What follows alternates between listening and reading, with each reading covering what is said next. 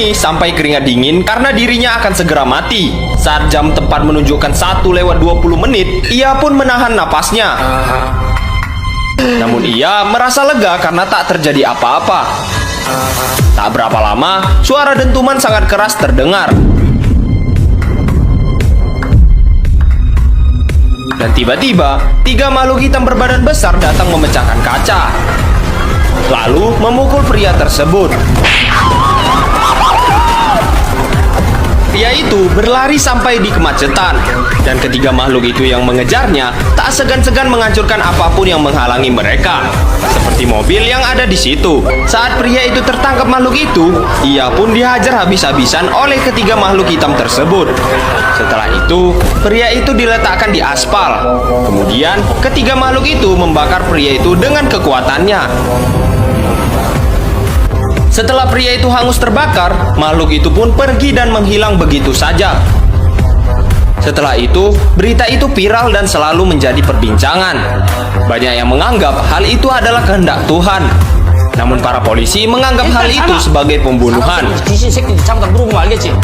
Sedangkan Kyung-hoon dengan Epyo diperintahkan menyelidiki sebuah sekte yang percaya makhluk itu sebagai kebenaran baru. Mereka pun menuju TKP untuk menemui pemimpin sekte yang bernama Jung Jingsu.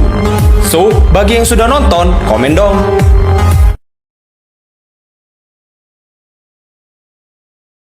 Wanita ini kasihan sekali. Ia baru saja merayakan ulang tahunnya bersama kedua anaknya. Namun tiba-tiba perempuan itu mendapatkan pesan dari Tuhan, yang sekte kebenaran baru menganggap itu adalah Tuhan. Dan Tuhan itu mengatakan bahwa ia akan mati 5 hari lagi di pukul 3 sore. Dan semua itu direkam oleh anaknya sendiri. Di sisi lain, seorang pria misterius dari kawanan Arrowhead sedang melakukan live streaming membahas kehendak Tuhan. Pria itu juga menayangkan seorang pria yang sedang dianiaya oleh kawanan Arrowhead karena mengatakan makhluk itu bukanlah kehendak Tuhan. Keesokan harinya, korban penganiayaan itu melapor ke pihak polisi dan beberapa pelaku penganiayaan sudah tertangkap. Namun mereka semua di bawah umur. Tetap saja polisi menahan mereka. Kyung-hoon juga memberikan kartu namanya jika mereka mengetahui hal baru seputar Arrowhead dan juga sekte kebenaran baru. Singkat cerita, wanita di awal tadi mendatangi kantor pengacara dan memperlihatkan video itu kepada Bumin. Namun ternyata, wanita itu terlebih dahulu mendatangi sekte kebenaran baru. Sekte kebenaran baru meminta kepada wanita itu agar mau melakukan live stream saat kematiannya, dengan imbalan uang tunjangan hidup untuk kedua anaknya. So, makhluk apa sih yang hitam itu? Kasih tahu di kolom komentar dong. Wanita ini akan menemui ajalnya. Ia juga menjadi tontonan orang-orang sekitar dan juga sebagian orang kaya yang menggunakan topeng. Ia akan segera dijemput oleh malaikat untuk masuk ke neraka. Tempat itu sudah ada polisi yang siap menembak makhluk yang dipercaya sebagai kehendak Tuhan.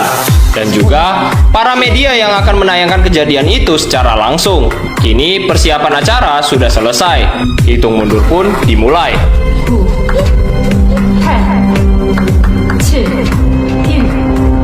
Namun setelah hitungan selesai, malah tak terjadi apa-apa.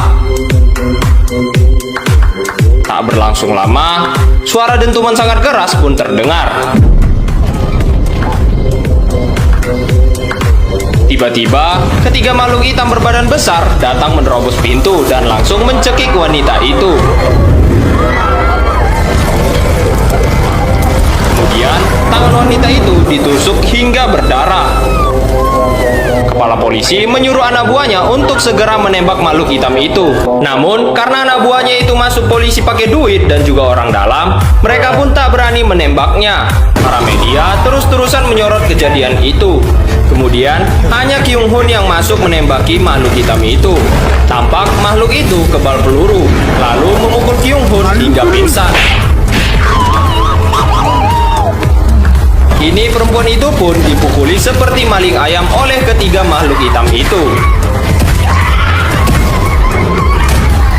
Setelah dipukuli, seperti biasa makhluk itu pun membakar wanita itu sampai gosong. Setelah tugasnya selesai, makhluk itu pun melompat ke orang-orang kaya dan menghilang begitu saja. Di sini gue paling emosi lihat polisinya ya. Ada yang sama nggak? Komen dong. Setelah kematian Park Junja oleh makhluk hitam yang dipercaya sebagai kehendak Tuhan, kini banyak orang bersujud memohon ampunan. Keesokan harinya, seorang streamer dari Arrowhead memperlihatkan video Bumin dan temannya yang tak mau bersujud memohon ampun. Kemudian, diperlihatkan juga Kyung Hoon yang menembaki makhluk hitam itu. Streamer itu menyuruh pasukan Arrowhead untuk menghabisi mereka. Bumin yang melihatnya langsung bergegas untuk pergi jauh membawa ibunya. Sedangkan Kyung Hoon menuju rumah ketua Jung Jingsu untuk menangkapnya. Tampak orang-orang banyak di sekitar rumah Jung Jingsu. Kembali kepada Bumin yang hendak mengambil barangnya di kantor, ia pun sambil menelpon temannya. Namun temannya itu sudah terlebih dahulu dicelakakan oleh kelompok Arrowhead.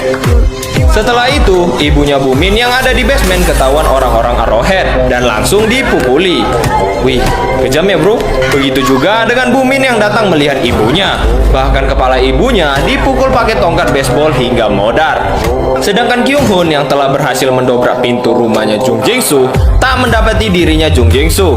Kini Kyung Hoon pun ingin pergi dari tempat itu. Namun saat udah keluar, ia malah dipukuli oleh pengikut sekte kebenaran baru. Tiba-tiba ponselnya Kyung Hoon mendapatkan telepon dari Jung Jingsu dan para pengikut sekte berhenti memukulinya. Kyung Hoon pun mengangkat teleponnya. Kemudian Jung Jingsu menyuruh Kyung Hoon untuk memperlihatkan ke semua orang. Jung Jingsu menyuruh pengikutnya untuk tidak menghalangi Kyung Hoon yang ingin bertemu dengannya. So, sampai sini saja part kali ini. Kita lanjut ke part berikutnya ya. Dan jangan lupa untuk meninggalkan komen. Bye-bye.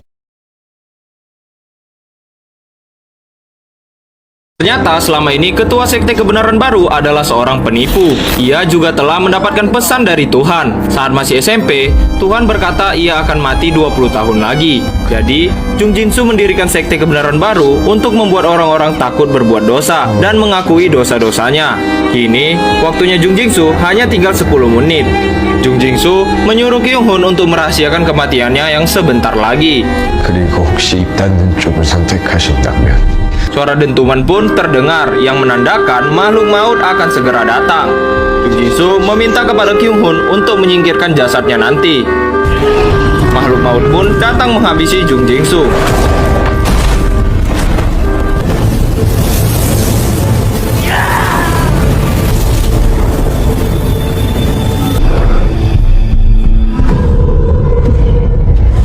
Setelah kematian Jung Jingsu, sekte kebenaran baru dipimpin oleh Pak Kim. Sekte tersebut semakin besar, bahkan ada channel TV-nya. Pemerintah juga tunduk dengan sekte ini. So, akan bernasib apa Korea di tangan sekte tersebut? Dah, tamat.